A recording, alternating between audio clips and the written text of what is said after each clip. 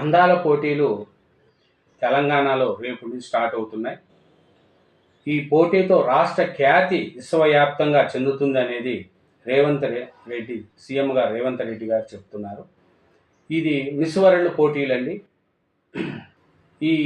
దీనికి చాలామంది 120 దేశాల నుంచి ఇక్కడికి వస్తున్నారు మిస్ వరల్డ్ పోటీలకు.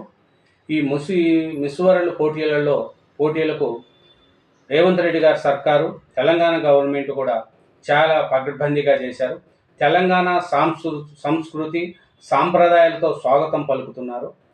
దీనికి తెలంగాణ మొత్తం ప్రచారానికి వాడుకోవాలనేదే ప్రభుత్వం యొక్క ఉద్దేశము.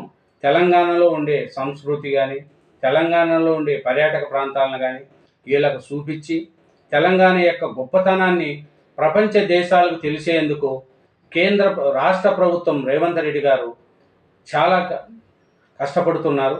వీటికి అన్ని విధాల ప్రభుత్వం సహకరిస్తుంది. అలాగే ఈ నెలన 10న గచ్చిబౌలిలో పోటీలు స్టార్ట్ అవుతాయి. 31 వరకు ముగింపు. ఉప్పల్లో ఐపీఎల్